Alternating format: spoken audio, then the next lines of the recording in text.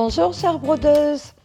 Donc nous voici arrivés à la partie 4 et je vous remercie pour tous vos téléchargements et votre participation à ce sale mystère. Donc je souhaitais juste vous faire deux dernières petites vidéos pour vous faciliter la vie et vous expliquer un petit peu les points que je vous ai proposés dans cette dernière partie.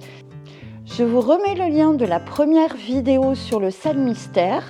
Vous pourrez également la retrouver dans la description et également à la fin de cette vidéo. Dans la partie 3, je vous ai proposé de broder votre partie végétale avec un point de picot reprisé. Certaines d'entre vous connaissent déjà ce point, ce n'est pas un souci. En revanche, la petite particularité de ce que je vous ai proposé, c'est que vous allez pouvoir détacher votre feuille afin de la coudre sur votre ouvrage. J'ai déjà eu quelques questions sur comment terminer ce point afin qu'il ne se défasse pas. Alors, là vous voyez, j'ai déjà fait mon point de picot et j'arrive au dernier rang de tissage. Quand je suis à ce stade-là, je vais repasser une dernière fois sur mon fil de trame du milieu.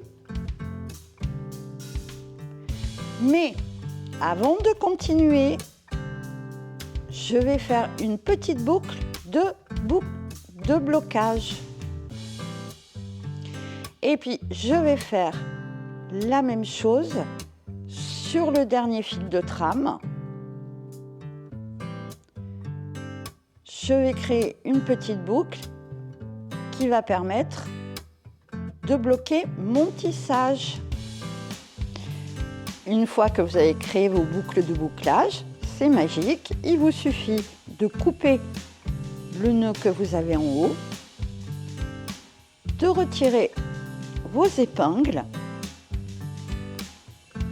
et votre petite feuille est créée et ne se défait pas puisque nous avons fait des petits nœuds de blocage.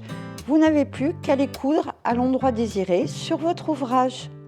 Le point dont je vais vous parler maintenant et que je vous ai proposé également dans la partie 4 pour broder des feuilles sur votre partie végétale est un point d'ailleurs que j'ai déjà expliqué dans le livre Mes premiers pas en broderie relief. C'est parti pour ce petit point qui est un point tissé et vous verrez qui est simple à exécuter. Donc, vous vous munissez d'une aiguille et d'un support. Je vous ai donné plusieurs conseils dans le tutoriel à propos de ce support. Là, pour la démonstration, j'ai choisi un simple pic à brochette en support supplémentaire. N'oubliez pas de laisser un bout de fil qui vous servira après pour coudre votre petite feuille sur votre ouvrage. Donc, je le positionne en dessous et là, je vais créer un 8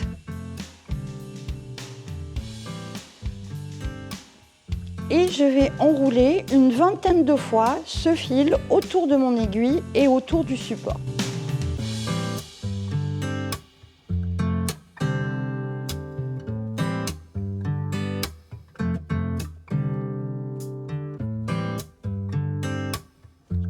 Si vous souhaitez commander le livre, je vous mets le lien dans la description de cette vidéo.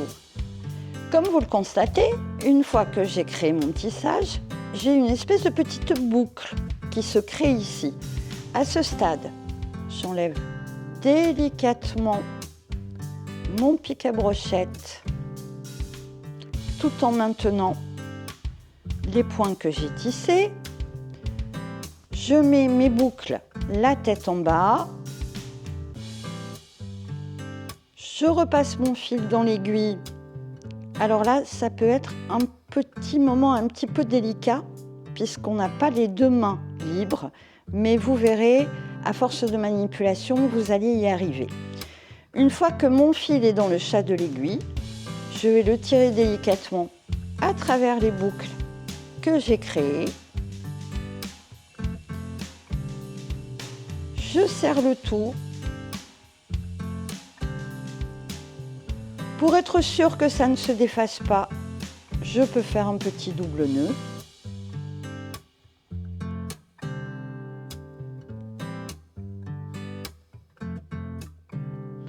Et voilà, j'ai une petite feuille que je vais pouvoir aller coudre sur l'endroit désiré.